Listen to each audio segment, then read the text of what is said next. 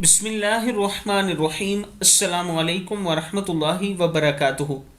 आबिद राजी चैनल की तरफ से आज मैं अपने दोस्तों को रसूलुल्लाह सल्लल्लाहु अलैहि वआलिहि वसल्लम का एक फरमान बताऊंगा। आप दोस्तों ने इसे गौर से सुनना है और फिर इस पर अमल करना है। हज़रत उमर बिन खत्ताब रज़ी अल्लाह ताला अन्हु फरमाते हैं कि मैंने अल्लाह के रसूल सल्लल्लाहु अलैहि वआलिहि वसल्लम को ये फरमाते हुए सुना, जो मुसलमानों के खाने पीने की अशिया में ज़ख़ीरा अंदोज़ी करे, अल्लाह इसे कोढ़ के मर्ज़ और मुफलसी में मुब्तला फरमाए। इब्न माजा में मौजूद है। यानी जो शख्स खाने पीने की चीज़ों को जमा करे और मुसलमानों की जो खाने पीने की चीज़ें हैं उन्हें ब्लैक करे, उसके लिए रसूलुल्लाह सल्लल्लाहु अलैहि वआलिहि वसल्लम ने फरमाया कि अल्लाह ताला इसको कोढ़ और मुफलसी के मर्ज में मुब्तला कर दे।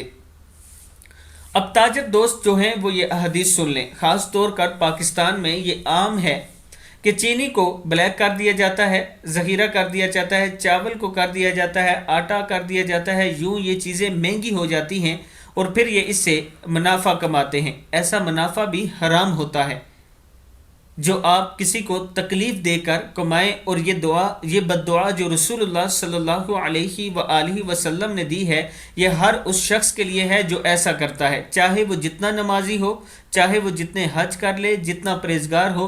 अगर वो ये अमल करेगा, अगर वो माल को जमा करेगा और मुसलमानों को तकलीफ़ देगा, तो वो इस मर्ज़ में ज़रूर मुब्तला होगा। इसलिए कि रसूलुल्लाह सल्लल्लाहु अलैहि वआलिहि वसल्लम ने ये फरमा दिया है।